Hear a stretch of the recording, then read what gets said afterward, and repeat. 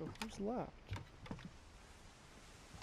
On the way back from Lewis's funeral, my mom told me to start packing. She waited until the day before we left to tell Edie. I'm not sure if she wanted to make it easier or harder.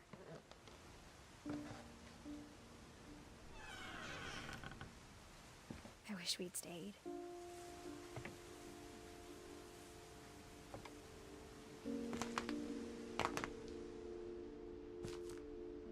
But I understand why we left.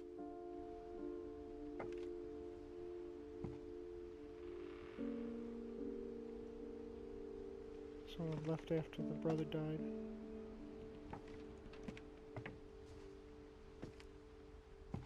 My mom ended up leaving everything behind.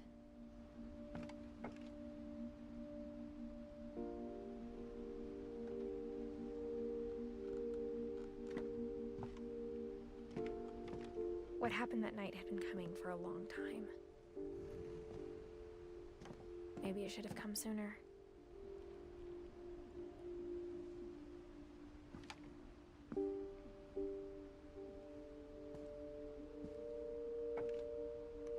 But it had to end one way or another. All that's left now is to tell you about that last night.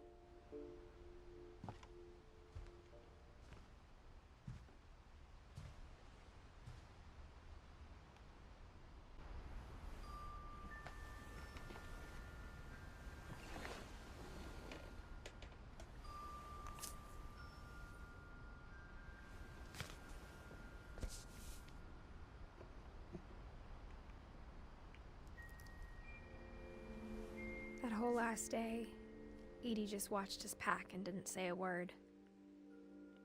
Until supper, when she raised her glass and said, "To our final night together, and all our final nights apart." Grandma, you know what I said about alcohol. Some of your medications are very Edith, specific. I left a present for you in the hallway. Why don't you go open it? The grown-ups have to argue now. I'm sorry, you're right. We're all leaving tomorrow. Let's just enjoy our last... I'm not leaving. Edith, you're excused.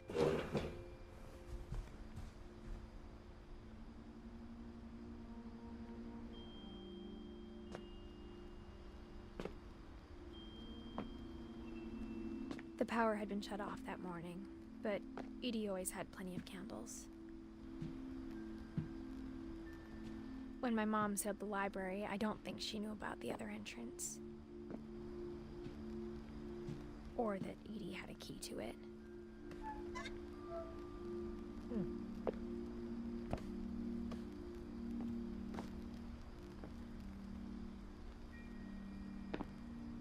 That thing you're afraid of isn't going to end when you leave the house.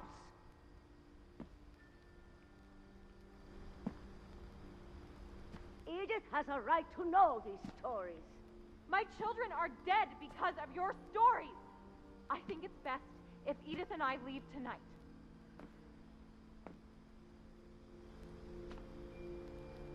We'll have the nursing home send a van for you in the morning, okay?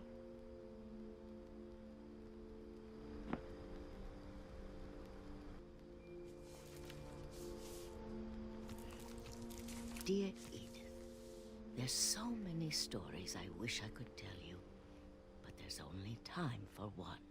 This is about what happened on the night you were born.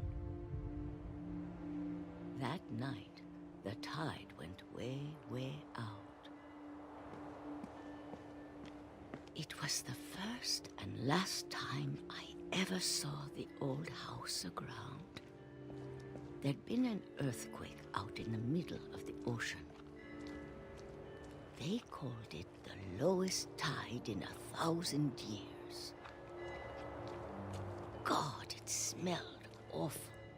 You know, I've seen that house every day of my life. But I never thought I'd go back to it. When the fog rolled in, I lost my way.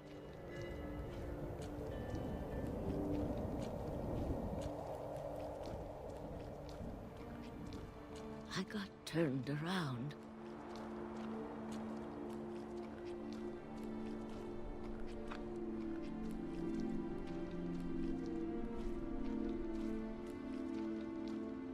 For a while, I wandered.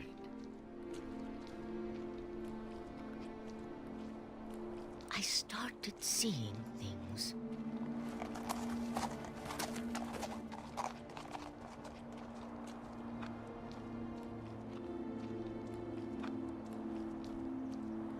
Things I'd forgotten had ever existed.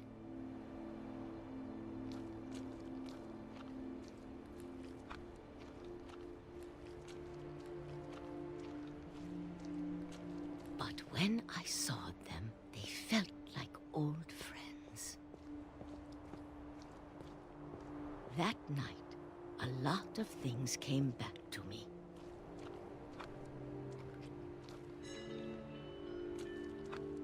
Or maybe I came back to them.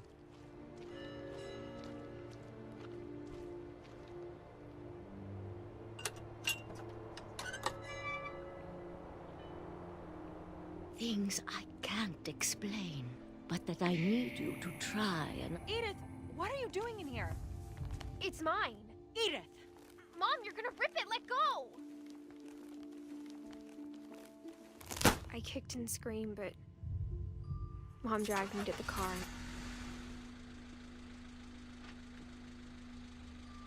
I never saw Great-Grandma Edie again. The next morning, the van came to pick her up, but she was already gone. After that, we moved around a lot.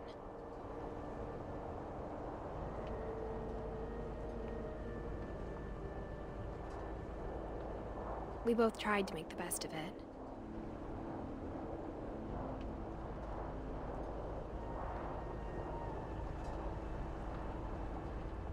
A few years went by.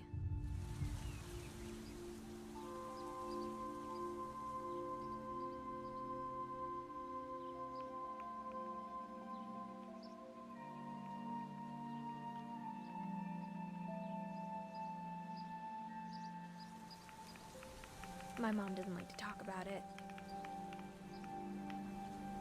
But she started getting sick a lot. The rest happened pretty quickly.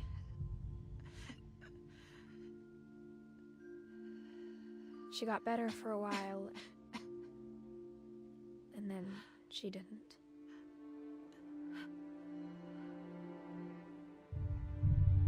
And then I was alone.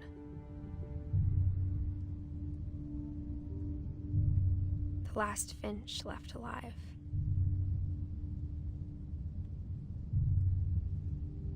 Until I found out about you.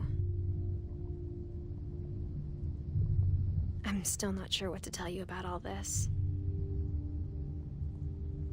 If we lived forever, maybe we'd have time to understand things. But as it is, I think the best we can do is try to open our eyes. And appreciate how strange and brief all of this is.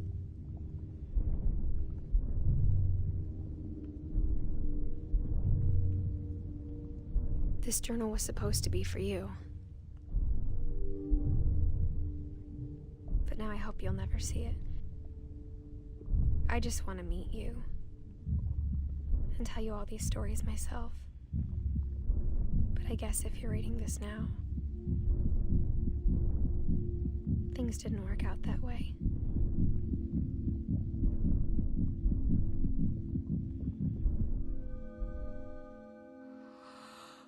This is where your story begins. I'm sorry I won't be there to see it. It's a lot to ask, but I don't want you to be sad that I'm gone.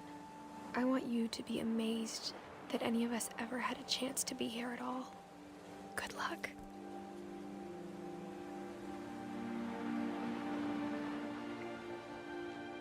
Oh.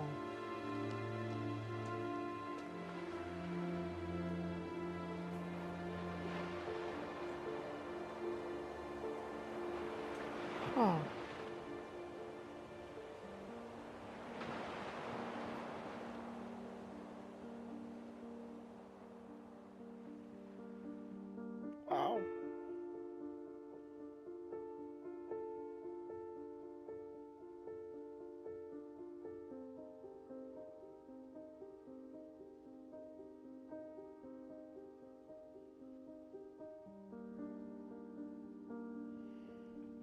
Well, I gotta say, I loved it. It was unique, different, just I love all the little mini games basically as you follow the lives of these different people and how they died and how all these mini games they fit the person that died, the person that represents.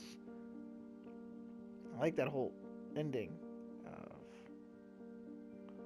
well, I guess, oh, well, the title, What Remains of Edith Finch, and it's her diary, her journal of what she wrote to her son, who was born, and maybe she died of complications from childbirth, or maybe it was a little later, because the kid did look older.